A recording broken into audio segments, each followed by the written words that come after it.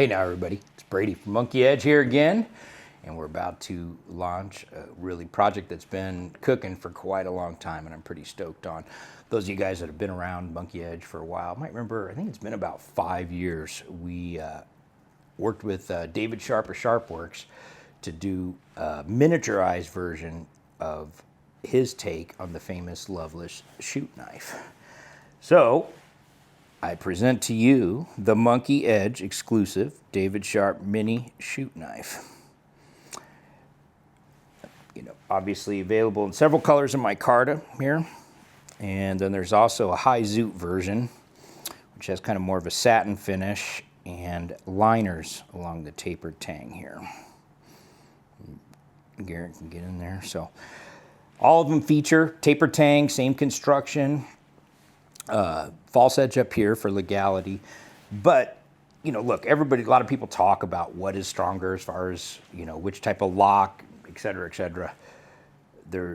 Nothing beats a fixed blade for strength, rigidity, simplicity. They always work. Just keep them sharp. Don't let them rust. The problem with the fixed blade is carrying the damn thing, right? Can't walk around like Rambo. This chute knife is plenty stout enough to do work, but get a good 3-finger grip on it. So it's perfect for an EDC size fixed blade. We're super stoked to have it. David's work is really executed well. Just the clean lines, the subtle shaping to the handle, just perfect. So we're super stoked to have these. I wanted to kind of get into the history of the chute knife and kind of talk with David about his kind of inspiration and thoughts behind the project. So we're gonna go ahead and roll that FaceTime interview. Today is what, the 28th or 29th or something? These are gonna launch, and if you're seeing this video sometimes afterward, they're probably gone. But at any rate, for posterity's sake, there you go. So check out this interview with David Sharp, and come get your chute knives. Take care. Hey, David, thanks for taking the call. You ever get that feeling of deja vu? Just for everybody watching, we actually had filmed this before, but somebody's an idiot, i.e. me, and I managed to screw up the audio file. So taking time out of David's morning to say the same things again. So I don't remember what I said. So as you guys saw in the previous part of this video, we're getting ready to launch this mini chute project from Sharpwerks and David Sharp Knives. And being as so many people are kind of newer to the knife world and are just now starting to become aware of the rich history and the kind of the pioneers of that field are, you hear the word chute knife and a lot of people don't understand that means parachute. So do you want to kind of go into the chute knife and the Loveless connection and that such? I guess I would guess that's how if I had to put a time to it or a reason behind it, whatever. The chute knife is how I became interested in the Loveless knives. I think both of us are children of the 80s, so the Rambo knives and survival knives, predator knives, survival knives were a big thing. And then I wasn't really a knife kid, if you will. Right. I was too busy riding bicycles and all that stuff. But of course, you still like those movie knives. Oh, yeah. And so when I got into knives and found out or saw some reference to chute knives and Loveless being an hour, the shop an hour away from me, it's like, holy cow, I love that. It's much better than the Rambo knife and everything. Right. But its history basically is a Vietnam era pilot survival knife. And so a lot of different makers had it, like Randall. They have their pilot survival knife, which I believe is about the same size. Yeah, I got a 15 here, just kind of for reference, but yeah, so that's about the same. About the same size as a. This is an early Loveless pattern chute knife I built, probably from 12 or 13, something like that. So 10 plus years ago. Oh wow! And, but you can see it's a pretty. I think it's 9 1/4. I'm not going to measure it right now, but it's about 9 1/4 overall, and about a 4.5 inch blade.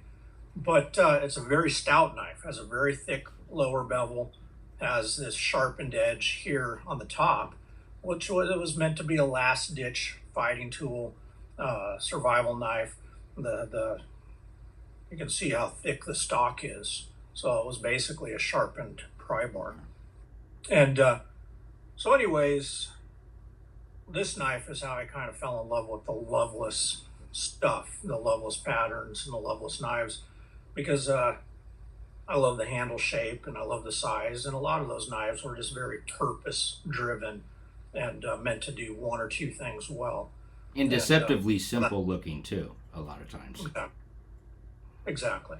I think in Loveless's, early years, I like a lot of Art Deco stuff. Right. The furniture in my house is very straight, clean. I hate overstuffed. And that's the way a lot of this stuff is. There's no hard edges. Everything is rounded. Everything is meant to be comfortable, not blister inducing, all that stuff. So, anyways, that's a chute knife. That's how I got into Loveless.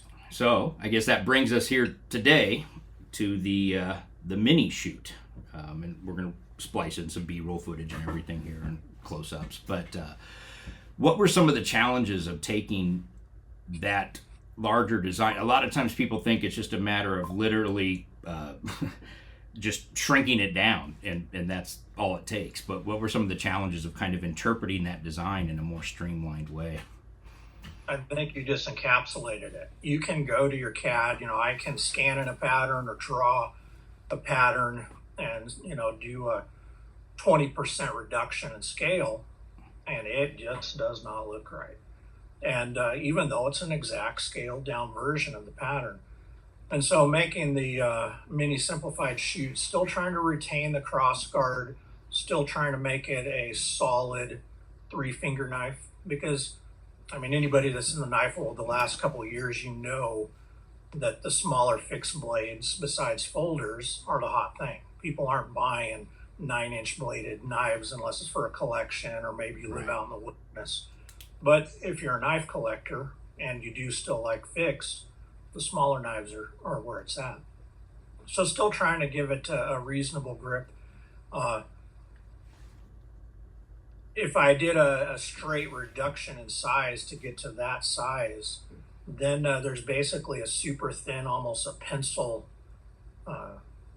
pen knife, I should say, knife, old pen knife type blade, it looks like. And so it was a challenge to try to make everything fit into that smaller knife and still represent everything that a Loveless chute knife was. Yeah. Well, not to blow smoke up your ass or anything, but I think you nailed it. It's super comfortable, and for an actual utility fixed blade that you could carry on you every day without looking like you're trying to be Rambo or something. This is very just slides right into a pocket in the slip sheath or on your belt. But you pull this out in the office, in other words, and not everybody freaks out. People aren't gonna freak out. Yeah. I didn't sharpen the top edge. I ground it thin enough so that if somebody was wanting to do that, I have on customer request sharpened the top edge of those. But in most states, if you got pulled over or were carrying that, that would be frowned upon. So I tried to get as close as possible. Everything is thin. For a small knife, trying to hit the right beefiness of blade stock, still have the tapered tang, still have the cross guard. Like I said, trying to get everything just so it's a faithful representation. That was the goal, and I think I did pretty good. Well, I think you nailed it. I think it's been probably 2 or 3 years since we kind of did the last batch together, I think. Oh, no. It's been almost 5 years. Oh my God. Really? Yeah. I think it was I think it was 18 or 19 when we did it. My God. All right. Well, I guess I'm in my own little world. Or maybe 19. Whatever. I looked. But it's been interesting because we've still gotten, we still get emails and phone calls again, like, hey, is there going to be another run of the mini chutes? Is there going to, are you going to get David to do another run? So we're stoked to have him. Depending on when you're watching this video, they're probably already gone, but did want to kind of get the information out there. And I think it's real important. It's awesome that the knife market has grown so much. I was telling somebody My wife and I were at dinner last night at a restaurant in the bar, and on the TV there was a sports game, and there was a commercial, and it looked like a commercial for a Silverado or something, like high production values, like American Works, guys cutting hay bales and stuff. And then at the end of it, the Benchmade logo comes on, and I'm like, there's a there's a Benchmade commercial in like a prime time television. The knife world has gotten just exponentially bigger, which is awesome for guys like us, because more people that are into knives, more we get to do what we want to do. I think I feel like a responsibility at that point, though, to kind of to inform the newer buyers, right? Because there's not those places of information anymore as much. As social media has gone away from the forums, which were kind of that repository of information. I think there's a huge number of knife buyers that don't know who Loveless was, don't know what a shoot knife was, don't know what a tapered tang is supposed to do.